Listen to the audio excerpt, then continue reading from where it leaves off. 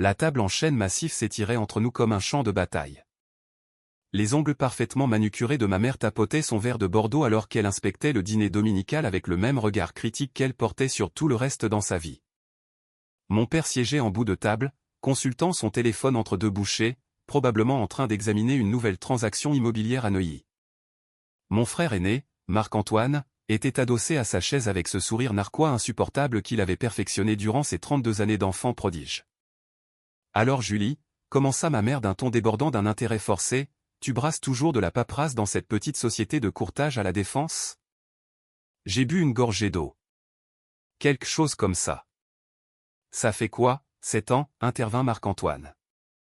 La plupart des gens sortis de HEC sont associés à ce stade, ou au moins progressent au-delà des tâches de débutants. Je ne suis pas une débutante, ai-je répondu calmement en coupant mon pavé de saumon. Mon père leva enfin les yeux de son écran. Mais tu es toujours essentiellement une employée, n'est-ce pas ? Tu travailles pour quelqu'un d'autre. À ton âge, je possédais déjà 3 immeubles de rapport dans le 16e. Ce sont des secteurs différents, papa. C'est bien là le problème, coupa ma mère. L'immobilier, c'est tangible. On peut le voir. Le toucher. Toi, qu'est-ce que tu fais ? Tu déplaces des chiffres sur un écran. Tu joues avec l'argent des autres. Je gère des investissements. Marc-Antoine éclata de rire. Gérer des investissements ? C'est une façon élégante de dire que tu n'es qu'une intermédiaire. Tu sais à combien s'élevait ma prime trimestrielle le dernier trimestre ? 400 000 €, provenant de vraies transactions immobilières, de vrais immeubles avec de vrais locataires payant de vrais loyers. C'est merveilleux, Marc-Antoine. Ne me prends pas de haut, Julie. Je dis juste que si tu avais écouté papa et rejoint l'entreprise familiale au lieu de poursuivre ce fantasme de trader, tu aurais enfin quelque chose de concret à montrer. Ma mère acquiesça. Marc-Antoine a déjà acheté 2 propriétés de rendement rien que cette année. Il bâtit une véritable fortune, un patrimoine générationnel. Je suis au courant. Ah bon ? Mon père posa son téléphone, m'accordant toute son attention pour la première fois de la soirée. Parce que de là où je suis, tu as 30 ans, tu loues toujours ce minuscule appartement dans le Sentier, tu conduis une Peugeot de 6 ans et tu travailles 80 heures par semaine, pourquoi ? Un salaire modeste et l'espoir d'un bonus correct. Mon appartement me va très bien. Ma voiture roule. C'est exactement cette mentalité qui te freine, dit ma mère en secouant la tête. Tu te contentes du médiocre pendant que ton frère prospère. Sais-tu ce qu'il conduit ? Une Mercedes classe S, toutes options. Je l'ai vu. Et tu n'as même pas honte. Marc-Antoine se pencha en avant. Petite sœur, j'essaie de t'aider. Il est encore temps de pivoter. Viens travailler pour papa et moi. Apprends les rouages de l'immobilier. Commence à construire de vrais actifs au lieu de jouer avec des feuilles de calcul.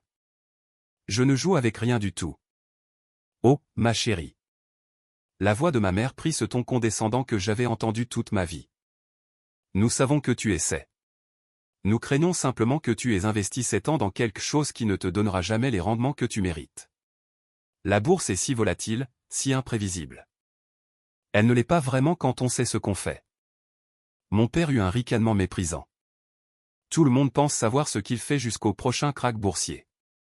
Souviens-toi de 2008, de la chute des banques, de tous ces experts qui pensaient être plus malins que les autres. Je m'en souviens.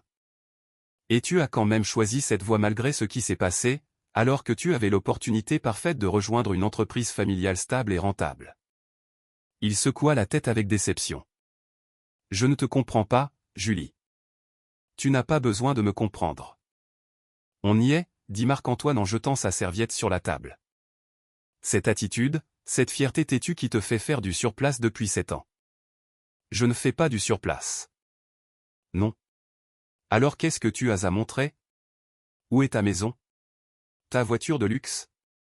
Ton portefeuille d'investissement ? Marc-Antoine désigna la pièce d'un geste large.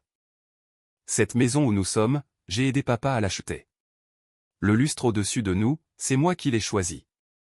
Le vin que nous buvons vient de ma cave personnelle. Qu'est-ce que tu as apporté à cette famille à part des inquiétudes ? J'ai posé ma fourchette avec précaution. J'apporte énormément. Comme quoi, défia ma mère. Tu as manqué l'anniversaire de ton père parce que tu travaillais. Tu n'as pas pu venir à la fête de fiançailles de Marc-Antoine à cause d'une soi-disant réunion importante. Tu es toujours trop occupé par le travail pour passer du temps en famille, mais tu n'as rien pour justifier tous ces sacrifices. Vous ne savez pas ce que je possède. Nous savons que tu es locataire, dit mon père froidement. Nous savons que tu ne possèdes aucun bien immobilier. Nous savons que tu n'es pas assez riche pour arrêter de travailler si tu le voulais. Cela nous dit tout ce qu'on a besoin de savoir. La télévision dans le coin de la salle à manger fonctionnait discrètement en arrière-plan, branchée sur BFM Business comme toujours chez mon père. Il aimait garder un œil sur les marchés, même s'il prétendait que les actions étaient pour les pigeons. Le son était bas, juste le murmure des commentaires de marché et le bandeau défilant au bas de l'écran. Tu sais quel est ton problème, continua Marc-Antoine. Tu as cru au mythe, au rêve de la réussite facile. L'idée que tu pourrais être une sorte de prodige des marchés. Mais ce n'est pas la réalité pour des gens comme nous. La réalité, c'est la pierre et le béton. Les actifs physiques. Marc-Antoine a raison, ajouta ma mère. Et il n'est pas trop tard pour changer de cap, tu es encore jeune. Tu pourrais travailler avec ton père et ton frère, apprendre le métier correctement, et dans 5 ans, tu pourrais posséder ton premier immeuble. Dans 10 ans, tu pourrais avoir un patrimoine valant des millions. J'apprécie votre sollicitude. Ce n'est pas une réponse, dit mon père d'un ton sévère. Ta mère et moi en avons discuté. Nous sommes inquiets pour ton avenir, pour ta sécurité financière. Nous pensons qu'il est temps pour une intervention. Une intervention ? Nous voulons que tu envisages sérieusement de quitter ce cabinet et de rejoindre l'entreprise familiale. Nous te donnerons un salaire généreux, nous t'apprendrons tout ce qu'il faut savoir, et nous t'offrirons une voie vers une véritable propriété, une vraie richesse. J'ai repris une gorgée d'eau. Ce n'est pas nécessaire. Julie, s'il te plaît. La voix de ma mère trembla légèrement. Nous n'essayons pas de te blesser. Nous t'aimons. Nous voulons juste te voir réussir. Est-ce un mal ? Je réussis. Comment ça ? Exigea Marc-Antoine. Montre-nous. Prouve-le. Montre-nous ton compte bancaire. Montre-nous tes investissements. Montre-nous n'importe quoi qui prouve que tu n'es pas juste en train de ramer tout en te mentant à toi-même sur ton prétendu succès. Je n'ai rien à vous prouver. Parce que tu ne peux pas, conclut mon père, parce qu'il n'y a rien à montrer. Tu es une courtière, Julie.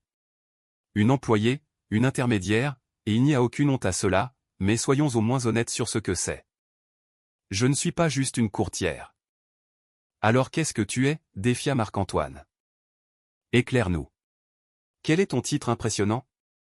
Chargé de clientèle ? Vice-présidente adjointe ? Ce ne sont que des mots pompeux pour désigner une salariée. Je gère un portefeuille. Le portefeuille de qui ? Demanda ma mère. De tes clients. Donc, tu gères l'argent des autres. Tu prends une commission et tu appelles ça le succès. Ma chérie, ce n'est pas ça construire une fortune. C'est juste gagner un salaire avec des étapes supplémentaires. La télévision devint soudainement plus forte. Quelqu'un avait monté le volume. J'ai jeté un coup d'œil pour voir l'un des présentateurs paraître surexcité, un bandeau au flash info clignotant à l'écran. Nous interrompons nos programmes pour une information financière de dernière minute, annonça le présentateur. Après des mois de spéculation, nous pouvons enfin révéler l'identité de la mystérieuse investisseuse connue sous le seul pseudonyme de JM, qui bouleverse le monde de la finance avec des rendements sans précédent. Est-ce que quelqu'un peut baisser ça ? Demanda mon père avec irritation. Nous avons une discussion de famille. Mais Marc-Antoine s'était figé, les yeux rivés sur l'écran. Attendez une seconde. JM a été décrite comme l'esprit d'investissement le plus brillant de sa génération, continua le présentateur. Opérant dans le secret le plus total depuis 7 ans, cette gestionnaire de portefeuille a atteint des rendements que les analystes qualifient de mathématiquement impossibles. Aujourd'hui, suite à une déclaration obligatoire auprès de l'AMF, l'autorité des marchés financiers, son identité a été révélée. La main de ma mère se porta à sa gorge. Julie. C'est ton cabinet. La gestionnaire est Julie Marichaine, 30 ans, et la valeur totale de son portefeuille personnel est rapportée à 3,2 milliards d'euros. Le silence tomba brutalement sur la salle à manger, si l'on oubliait le son de la télévision. Milliards, murmura mon père.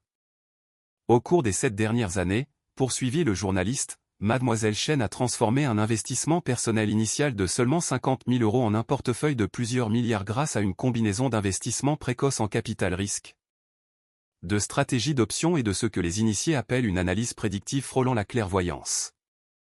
Le visage de Marc-Antoine était devenu livide. Ce n'est pas possible.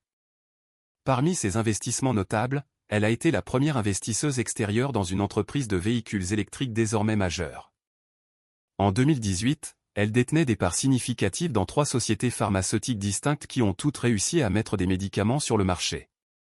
Elle a prédit et profité de 4 corrections de marché distinctes. Et selon les documents officiels, elle possède personnellement entre 5 et 8% de 12 entreprises du CAC 40. Julie. La voix de ma mère était à peine audible. J'ai continué à manger mon saumon. Les analystes financiers qualifient cela de performance individuelle la plus impressionnante de l'histoire moderne, dit le présentateur. Son taux de croissance annuel composé sur 7 ans dépasse les 2%. Pour situer le contexte, celui de Warren Buffett sur toute sa vie est d'environ 20%. Mademoiselle Chen a révolutionné l'investissement quantitatif. Mon père saisit la télécommande et monta encore le son. Nous rejoignons maintenant notre correspondant à la Défense, devant le siège de Chen Capital Management. Sarah. L'image passa à une reporter devant un gratte-ciel élégant que je reconnus immédiatement pour l'avoir acheté 3 ans plus tôt. Le nom Chen Capital brillait en lettres d'argent derrière elle. Thomas, c'est la panique absolue ici. Quelques minutes après la publication des documents, les investisseurs appellent, envoient des mails et se présentent littéralement devant l'immeuble pour tenter de placer leur argent dans les fonds de Julie-Marie Chen. Sa société opère selon une politique stricte d'invitation uniquement, avec un investissement minimum de 10 millions d'euros et une liste d'attente plus longue que celle d'une grande école prestigieuse. Marc-Antoine laissa échapper un bruit d'étouffement. Ce qui rend cette révélation encore plus remarquable, continua Sarah, c'est l'âge de Mademoiselle Chen. À 30 ans, c'est la plus jeune milliardaire autodidacte de la finance. Et elle y est parvenue uniquement grâce à son flair, sans héritage ni introduction en bourse chanceuse. Elle est décrite par d'anciens collègues comme effroyablement intelligente, capable de voir des schémas que les ordinateurs ne détectent pas. Éteins ça, dit Marc-Antoine d'une voix rauque. Nous avons obtenu des déclarations de plusieurs de ses premiers clients, poursuivit Sarah. Un entrepreneur de la tech affirme que Julie-Marie a transformé son investissement de 2 millions en 47 millions en 6 ans. Un ancien PDG la crédite d'avoir fait passer son fonds de retraite de 20 millions à 380 millions. Les rendements sont sans précédent. Ma mère me fixait, la bouche bée. Ce qui est particulièrement intéressant, intervint le présentateur, ce sont les avoirs personnels de Chen. Selon les déclarations de l'AMF, sa fortune personnelle est estimée à 3,2 milliards d'euros, mais cela est distinct des 14 milliards d'euros d'actifs qu'elle gère pour ses clients. Au total, elle est responsable de plus de 17 milliards d'euros de capitaux. 17 milliards, répéta mon père, hébété. Les experts du secteur la considèrent déjà comme la gestionnaire d'actifs la plus convoitée au monde. Son fonds est fermé aux nouveaux investisseurs, et les clients existants auraient des accords contractuels les empêchant de retirer leurs fonds pendant au moins 5 ans. Ces contrats, qui semblaient restrictifs à l'époque, apparaissent aujourd'hui comme la meilleure décision que ces investisseurs aient jamais prise. Mon téléphone, posé face contre table à côté de mon assiette, commença à vibrer sans s'arrêter. Puis celui de mon père s'alluma, puis celui de ma mère, puis celui de Marc-Antoine. On nous apprend aussi, ajouta Sarah, que Mademoiselle Chen possède d'importants actifs immobiliers à Paris, y compris l'immeuble devant lequel nous nous trouvons, évalué à environ 200 millions d'euros. Ainsi qu'une résidence privée dans le Marais achetée 45 millions d'euros au comptant il y a 3 ans. Marc-Antoine repoussa sa chaise brusquement dans un grincement sonore. C'est une blague. C'est un canular. Sa stratégie d'investissement est comparée à celle de légende de la finance, continua le présentateur. Mais ce qui la distingue, c'est sa jeunesse et la rapidité de son succès. 7 ans. Passer de 50 000 à 3 milliards en 7 ans. C'est un conte de faits financiers, sauf que c'est tout à fait réel et documenté. J'ai enfin levé les yeux de mon assiette. Est-ce que quelqu'un pourrait me passer le sel? Personne ne bougea. Nous comprenons que Chen Capital Management tiendra une conférence de presse demain matin, dit Sarah. Étant donné l'impact de cette révélation, plusieurs actions qu'elle détient ont déjà bondi de 10 à 15% lors des échanges après bourse. Ce pourrait être l'événement financier le plus suivi de l'année. Mon père retrouva sa voix en premier. Julie, est-ce que c'est vrai? Le sel, s'il vous plaît. Marc-Antoine saisit son téléphone et commença à taper frénétiquement. Ma mère me fixait comme si elle ne m'avait jamais vu. Le visage de mon père était passé du pâle au rouge, puis de nouveau au pâle. Selon nos sources, continua le présentateur, Mademoiselle Chen a été personnellement consultée par le ministère des Finances au sujet de ces modèles d'investissement. L'AMF a examiné ces transactions à 3 reprises et n'a trouvé aucune irrégularité, seulement une prise de décision remarquablement presciente. La Sorbonne et HEC lui auraient proposé des postes de professeur invité en ingénierie financière. Tu nous as dit que tu gérais un portefeuille, chuchota ma mère. C'est ce que je fais. Un portefeuille de 17 milliards d'euros. Techniquement, 3,2 milliards m'appartiennent. Le reste est à mes clients. Marc-Antoine abattit son téléphone sur la table. C'est vrai. C'est partout sur Bloomberg, Reuters, Les Échos. Tu es partout. Ils disent que tu es l'investisseuse la plus talentueuse de sa génération. Mon père finit de lire sur son propre écran. Plusieurs gestionnaires de hedge funds ont déjà publié des communiqués, rapporta Sarah, affirmant qu'ils essaient de recruter Chen depuis des années avec des offres dépassant les 50 millions d'euros par an en rémunération garantie. Elle les a tous déclinés pour diriger sa propre structure. 50 millions par an. La voix de ma mère monta d'une octave. En salaire seul, précisa le présentateur, sans compter les commissions sur performance qui auraient probablement doublé ou triplé ce chiffre. Mais Mademoiselle Chen semble privilégier son indépendance. Nous avons aussi des rapports indiquant qu'elle a fait des contributions philanthropiques substantielles via une fondation privée. Environ 200 millions d'euros à diverses initiatives de recherche éducative et scientifique ces 3 dernières années, bien qu'elle ait gardé ses dons anonymes jusqu'à présent. J'ai tendu le bras moi-même pour attraper la salière. Julie, la voix de mon père était étrange, comme s'il s'adressait à une inconnue. Pourquoi ne nous as-tu rien dit? J'ai essayé. Vous n'arrêtiez pas de m'interrompre. Je vous ai dit que je gérais des investissements. C'est ce que je fais. Je gère des investissements substantiels avec des rendements exceptionnels pour un groupe restreint de clients tout en maintenant un portefeuille personnel qui a pris une valeur significative. Ce n'est pas tu aurais dû être plus clair. Je vous ai dit que je n'étais pas une débutante. Le téléphone de Marc-Antoine sonna. Il regarda l'écran et son visage devint encore plus blanc. C'est Jean-Louis Bertrand. Qui? Demanda ma mère. Le PDG de Bertrand Promotion, l'un des plus grands promoteurs immobiliers de France. Pourquoi m'appellerait-il? Il répondit d'une voix tremblante. Allô? Oui, c'est Marc-Antoine. Mais. Quoi? Non, Mais c'est ma sœur. Je ne sais pas si. Pouvez-vous patienter? Il me regarda avec des yeux écarquillés. Il veut savoir si je peux lui obtenir un rendez-vous avec toi. Ça fait 2 ans qu'il essaie. J'ai pris une bouchée de saumon. Je suis occupé. Elle est occupée, répéta Marc-Antoine dans le combiné. Non, je ne pense pas, je ne peux rien promettre. Julie? Merci. Il raccrocha. Il a dit que son fonds d'investissement essaie de devenir client chez Chen Capital depuis 2021. Il a dit qu'il considérait comme une faveur personnelle immense si je pouvais faciliter une introduction. C'est gentil. Le téléphone de ma mère sonna ensuite. Elle répondit machinalement, les yeux toujours fixés sur moi. Allô? Oui, c'est Hélène Chen. Non, je ne savais pas mais c'est ma fille. Je suis désolé, qui est à l'appareil? Ses yeux s'agrandirent. La présidente de. Oh mon Dieu! Quel gala! Vous voulez que Julie soit l'intervenante principale? Je ne sais pas si elle. À combien s'élèvent les frais de conférence?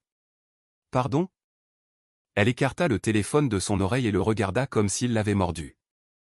Elle vient de t'offrir 500 000 euros pour parler lors d'un événement caritatif pendant 30 minutes. Pas intéressé. Julie, c'est un demi-million pour 30 minutes. Maman, mon temps vaut bien plus que ça. La voix du présentateur continua à la télévision. Nous sommes maintenant rejoints par un professeur d'économie. Docteur, vous avez étudié les investisseurs d'exception. Où situez-vous Julie-Marie Chen? Historiquement, dans le top 5 des plus grands esprits financiers de tous les temps, répondit le professeur. Ses rendements ajustés au risque sont en réalité meilleurs que ceux de Warren Buffett si l'on compare leurs 7 premières années. Ce qui rend Chen vraiment exceptionnel, c'est sa capacité à identifier les tendances émergentes avant qu'elles ne soient évidentes. Elle a investi massivement dans les technologies de télétravail début 2019, avant que la pandémie ne les rende indispensables. Elle a misé sur l'ARN messager dès 2018. Elle a acheté des opérations de minage de crypto-actifs en 2020 quand tout le monde pensait que la bulle avait éclaté. Elle n'a pas de la chance. Elle a de la prescience. Mon père parcourait son téléphone, son visage devenant de plus en plus rouge. Il y a des articles ici qui datent d'il y a 2 ans. La mystérieuse JM surpasse tous les hedge funds. La personne la plus intelligente de la finance dont vous n'avez jamais entendu parler. Pourquoi JM refuse-t-elle notre argent? Il leva les yeux vers moi. Pendant tout ce temps, les gens écrivaient sur toi. Certaines personnes. Sa voix craqua. On te compare au plus grand. Le journal Le Monde t'a qualifié d'esprit financier le plus important du XXIe siècle. C'est hyperbolique. Marc-Antoine était retourné sur son téléphone, lisant frénétiquement. Ton immeuble, celui où tu travailles. Tu le possèdes? Tout l'immeuble? Oui. Il vaut environ 200 millions d'euros. La valorisation fluctue selon le marché. Et tu l'as acheté au comptant. C'était l'approche la plus efficace fiscalement. Efficace fiscalement. Marc-Antoine s'interrompit, puis recommença à lire. Sa voix devint plus basse. Tu possèdes aussi un hôtel particulier dans le Marais acheté pour 45 millions. Un Penthouse à Londres valant 30 millions. Une villa au Cap Ferret estimée à 28 millions. Et une île privée aux Seychelles. L'île était un achat stratégique.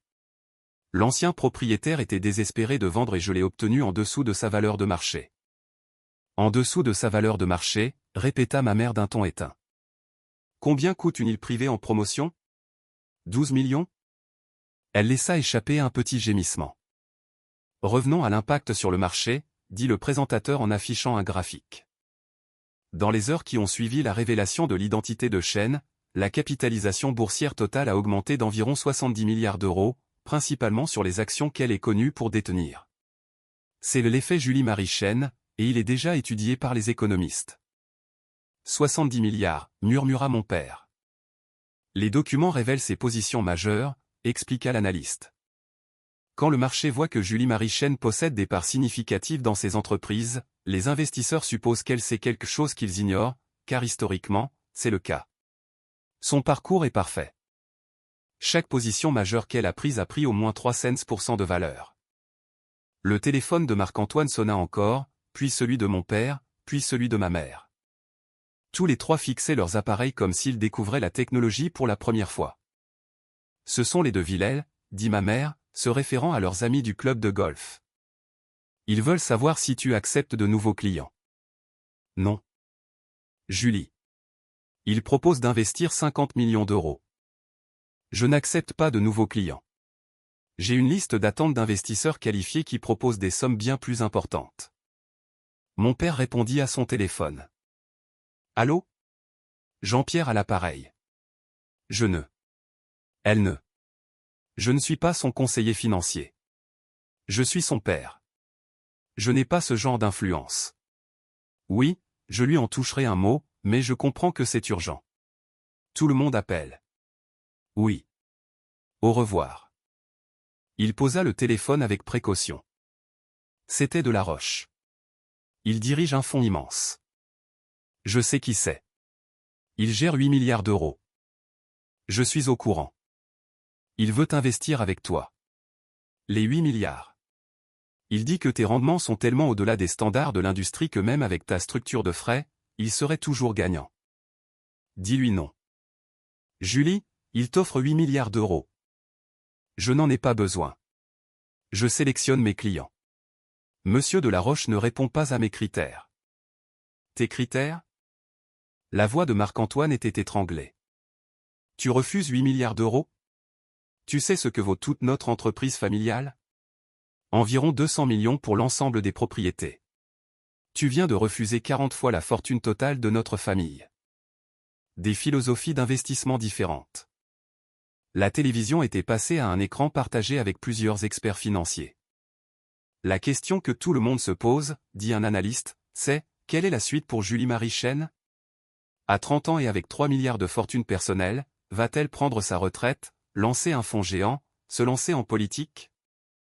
Nos sources disent qu'elle est extrêmement discrète, répondit un autre expert. Elle aurait refusé des centaines de demandes d'interview au fil des ans. Cette déclaration était obligatoire. Elle ne pouvait plus l'éviter une fois que ses parents franchissent certains seuils. Mais tout indique qu'elle préfère travailler dans l'ombre. C'est brillant, intervint un troisième analyste. Son avantage réside dans le fait de voir ce que les autres ratent. L'attention médiatique pourrait compromettre cela. Mon téléphone continuait de vibrer.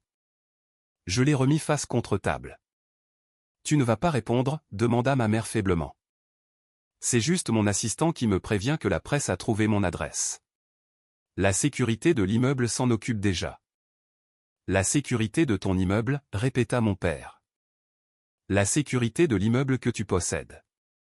Oui, l'immeuble a 200 millions. Je pense qu'on a compris. Marc-Antoine se leva soudainement, marcha vers la fenêtre, puis revint s'asseoir. Je t'ai dit que tu devrais venir travailler dans l'immobilier. J'ai dit que tu perdais ton temps avec les actions. Je t'ai traité d'intermédiaire. Tu as dit ça, effectivement. Je me suis vanté de ma prime trimestrielle de 400 000 euros. Oui. Tes rendements trimestriels sont probablement des centaines de millions. Le dernier trimestre était bon. À quel point?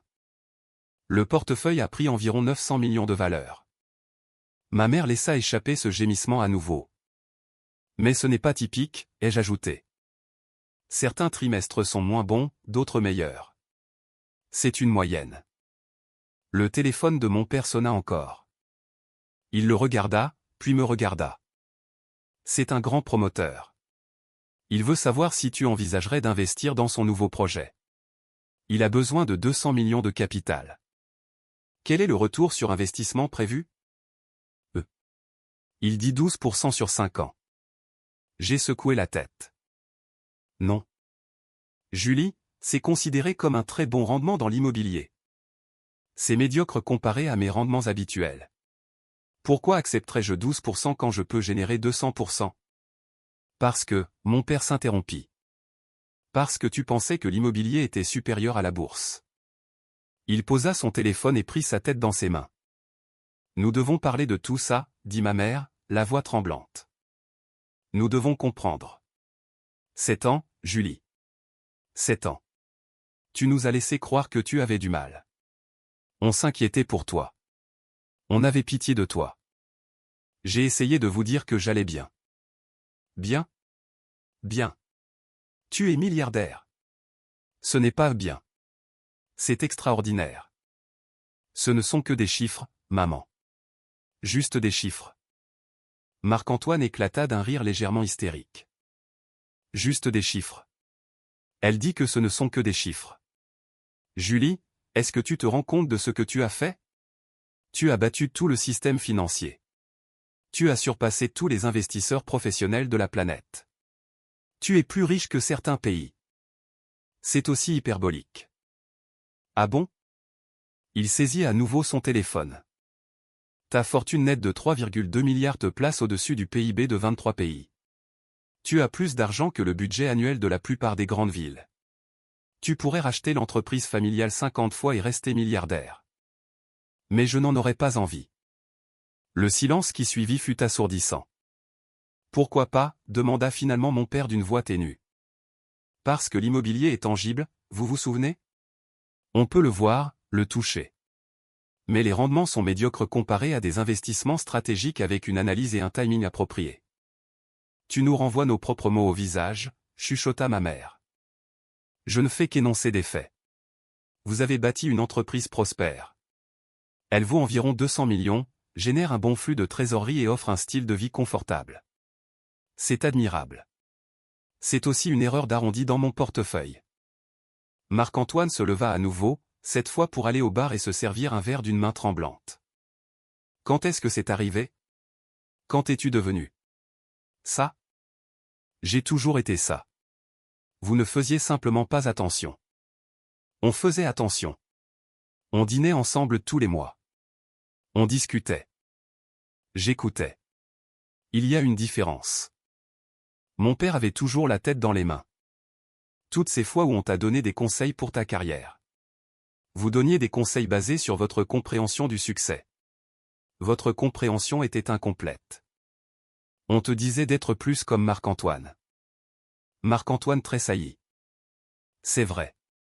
Et Marc-Antoine s'en est très bien sorti. Des primes de 400 000 € sont excellentes dans le secteur immobilier. Il devrait en être fier. Ne sois pas condescendante, dit Marc-Antoine doucement. Je ne le suis pas. Je suis sincère. Tu as réussi selon les standards conventionnels. Tu conduis une belle voiture, tu possèdes de belles propriétés, tu as une bonne réputation. Ça a de la valeur. Mais ce n'est rien comparé à toi. C'est différent de moi. Pas rien. Le téléphone de ma mère s'alluma encore. Elle ne le regarda même pas. Qu'est-ce qu'on fait maintenant? Vous continuez vos vies. Je continue la mienne. Mais tout est différent maintenant. Tout le monde sait. Le monde entier sait. Je suis la même personne qu'il y a une heure. La seule différence, c'est que maintenant, les autres savent ce que je savais déjà. On aurait dû savoir, dit mon père, la voix étouffée. Nous sommes tes parents. Comment n'avons-nous pas vu? Je vous l'ai dit plusieurs fois. Vous avez choisi de ne pas l'entendre. Vous avez dit que je gérais des investissements. C'est ce que je fais. Tu aurais dû dire que tu étais milliardaire. Pourquoi cela aurait-il changé la façon dont vous me traitiez? Auriez-vous été moins méprisant? Auriez-vous écouté ce que je disais vraiment au lieu d'attendre votre tour pour donner des conseils? J'ai posé ma serviette. L'argent ne change pas qui je suis. Il révèle simplement qui vous êtes. Le coup porta. Ma mère eut l'air d'avoir reçu une gifle. Nous sommes fiers de toi, dit-elle faiblement. Nous avons toujours été fiers. Non, vous ne l'étiez pas. Vous étiez déçus. Vous pensiez que je gâchais mon potentiel. Vous aviez pitié de moi parce que je conduisais une vieille Peugeot et que j'étais locataire. On voulait juste le meilleur pour toi. Vous vouliez ce que vous compreniez. L'immobilier, les actifs physiques, quelque chose de tangible. Vous ne pouviez pas concevoir que j'étais en train de bâtir quelque chose que vous ne pouviez pas voir. Marc-Antoine finit son verre et s'en servit un autre. Alors, qu'est-ce qui se passe maintenant? Tu vas nous couper les ponts? Nous punir pour ne pas avoir reconnu ton génie? Non, rien ne change. On aura toujours nos dîners. Vous me donnerez toujours des conseils non sollicités sur ma carrière. Maman s'inquiétera toujours de mon mode de vie. Papa consultera toujours son téléphone à table. Mais tu ne nous diras rien sur ta vraie vie. Je vous le dis depuis 7 ans. Vous n'écoutiez pas. La télévision était passée à des panels d'experts discutant des implications plus larges de ma révélation. Un économiste affirmait que mon succès prouvait que l'efficience des marchés était un mythe. Un autre insistait sur le fait que j'étais une anomalie statistique. Un troisième réclamait une enquête réglementaire. Non pas parce que j'avais fait quoi que ce soit de mal, mais parce que mes rendements semblaient trop beaux pour être vrais. Ils vont enquêter sur toi, dit mon père en regardant l'écran. Ils l'ont déjà fait 3 fois. Les autorités savent exactement comment j'opère. Tout est légal, documenté et transparent. Mais les gens vont dire. Les gens diront beaucoup de choses. La plupart seront fausses. Certains seront jaloux. D'autres complotistes. Je ne contrôle pas cela. Je ne contrôle que mes décisions d'investissement. Ma mère tendit la main vers moi, puis la retira, hésitante. Est-ce qu'on peut recommencer à zéro? Est-ce que je peux comprendre ce que tu fais concrètement? J'identifie des actifs sous-évalués avec un potentiel de croissance significatif. J'investis de manière stratégique. Je gère les risques par la diversification et la couverture d'options, et je capitalise les rendements au fil du temps tout en minimisant la charge fiscale. Je ne sais pas ce que la moitié de ces mots signifient. Je sais. Peux-tu l'expliquer en des termes que je comprendrais? Je pourrais, mais ça ne t'intéresserait pas. Tu penses que la bourse est un jeu de hasard. Tu penses que l'immobilier est supérieur. Tu penses que je devrais être plus comme Marc-Antoine. Je ne pense plus ça. Tu le pensais il y a 1 heure. Elle n'eut pas de réponse. Le téléphone de Marc-Antoine vibra pour un SMS. Il le regarda et pâlit de nouveau. Mon patron vient de m'envoyer un message. Il veut savoir si je peux lui obtenir une introduction auprès de toi. Ton patron? Celui qui te disait que tu étais le plus brillant jeune promoteur de la ville. Oui. Dis-lui non. Julie, c'est mon patron. Ça pourrait affecter ma carrière. Alors démissionne. Viens travailler pour moi. L'offre resta suspendue dans l'air comme une grenade. Quoi, chuchota Marc-Antoine. Tu es bon dans ce que tu fais. Tu es organisé, pointilleux et tu comprends les marchés immobiliers. J'envisage de m'étendre au fonds de placement immobilier. J'ai besoin de quelqu'un qui connaît le secteur. Le salaire de départ est de 2 millions par an, plus des bonus de performance qui pourraient atteindre 8 chiffres. Sa bouche s'ouvrit et se ferma sans un bruit. Mais tu serais un employé travaillant pour ta petite sœur, recevant des ordres de celle que tu traitais d'intermédiaire. Est-ce que ton ego peut supporter ça?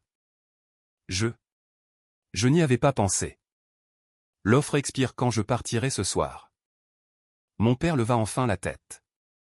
Tu embaucherais ton frère après tout ce qu'il a dit? Il est qualifié. Ses opinions personnelles sur ma carrière sont hors sujet s'il peut faire le travail. Et moi, demanda mon père. Et l'entreprise familiale? Quoi, l'entreprise familiale? Pourrais-tu? Voudrais-tu y investir? On pourrait se développer avec ton capital. On pourrait. Non. Pourquoi pas? Parce que ce n'est pas un bon investissement. Vos rendements sont médiocres. Votre stratégie de croissance est limitée par votre tolérance au risque. Et votre style de gestion est trop conservateur pour le genre d'expansion qui justifierait mes capitaux. Mon père eut l'air d'avoir reçu un coup de poing. Je ne dis pas que vous êtes mauvais dans ce que vous faites. Vous avez bâti une entreprise prospère, mais prospère et éligible à l'investissement sont deux choses différentes. Je peux obtenir de meilleurs rendements ailleurs. Donc c'est tout. Ton entreprise familiale n'est pas assez bien pour toi. Ce n'est pas personnel, c'est mathématique. Ma responsabilité envers mes clients est de générer des rendements maximums ajustés au risque. Investir dans votre entreprise compromettrait cette responsabilité. Nous sommes ta famille. C'est pour cela que je ne vous insulterai pas en faisant un investissement de charité. Vous avez passé 7 ans à me dire que l'immobilier était supérieur aux actions. Vous devriez être soulagé que je n'apporte pas mes compétences d'investissement inférieures dans votre entreprise. Ma mère laissa échapper un son qui aurait pu être un rire ou un sanglot. Mon téléphone vibra encore. J'ai vérifié cette fois. Je dois y aller. Mon équipe de sécurité me dit qu'il y a des reporters devant mon appartement. Ton appartement qui vaut 45 millions d'euros, dit Marc-Antoine d'un ton monocorde. Oui. L'appartement que vous pensiez petit et embarrassant. Vous pensiez ça? Je l'aimais bien, moi. Je me suis levé en posant ma serviette sur la table. La télévision continuait, montrant maintenant des images de l'immeuble qui abritait mon cabinet. Des journalistes se pressant à l'entrée. Des investisseurs arrivant avec des mallettes. Merci pour le dîner, maman. Le saumon était excellent. Julie, attends. Elle se leva elle aussi, les larmes aux yeux. Je suis désolé. Nous sommes tous désolés. Nous n'avons pas compris. Nous aurions dû mieux écouter. Nous aurions dû croire en toi. Vous auriez dû. Mais vous ne l'avez pas fait. Et cela m'en dit long sur notre relation. Qu'est-ce que ça te dit? Demanda mon père doucement. Que vous m'aimez de façon conditionnelle. Quand vous me pensiez sans succès, vous étiez embarrassé. Maintenant que vous savez que je suis riche, vous êtes fier. Mais je suis la même personne. L'argent ne m'a pas changé. Il a juste changé votre regard sur moi. Ce n'est pas juste, protesta Marc-Antoine faiblement. Vraiment? Il y a 1 heure, tu me proposais de me laisser travailler pour papa comme une faveur. Maintenant, tu veux que j'investisse dans l'entreprise familiale. Il y a 1 heure, Maman avait pitié de moi parce que je conduisais une vieille voiture. Maintenant, elle veut comprendre mon travail. Qu'est-ce qui a changé? Personne ne répondit. On se voit le mois prochain pour le dîner. Même heure, même endroit. Et on pourra tous faire semblant que cette conversation n'a jamais eu lieu pendant que vous me donnerez des conseils sur ma vie pour lesquels vous n'avez absolument aucune compétence. J'ai marché vers la porte. Derrière moi, j'ai entendu ma mère commencer à pleurer. Le téléphone de mon père sonna encore. Marc-Antoine se servit un autre verre. La télévision continuait sa couverture haletante de la nouvelle sensation du monde financier. À la porte, je me suis retourné une dernière fois. Ils étaient tous figés, l'air perdu dans leur propre maison, comme s'ils avaient été déplacés par la révélation de qui j'étais réellement. Pour ce que ça vaut, ai-je dit doucement, je n'ai jamais voulu que vous vous sentiez petit. Je voulais juste que vous me voyiez vraiment. Vous ne l'avez jamais fait. Je les ai laissés là, entourés de leurs actifs tangibles et de leurs certitudes brisées. Pendant que les médias spéculaient sur ma prochaine décision et que mon téléphone continuait de vibrer sans fin, le trajet de retour fut calme, mis à part les notifications que j'avais mises en sourdine. La Peugeot roulait très bien, comme je le leur avais dit. L'argent n'avait pas changé ce dont j'avais besoin d'une voiture, mais il avait tout changé d'autre. Demain, je tiendrai cette conférence de presse. Le monde voudrait connaître mes secrets, ma stratégie, mes plans. Il m'offrirait tout. Des partenariats, des postes, des tribunes. Je refuserais tout, car la seule validation dont j'avais jamais eu besoin était celle que ma famille ne pouvait pas me donner tant que le reste du monde ne connaissait pas déjà la vérité. Et à ce moment-là, c'était trop tard pour que cela compte. Les chiffres de mon portefeuille continuaient de grimper, se multipliant, bâtissant une fortune pour laquelle je n'avais jamais demandé leur permission. Il s'avère que je n'avais pas besoin qu'ils croient en moi après tout. J'avais juste besoin d'avoir raison. Et j'avais raison.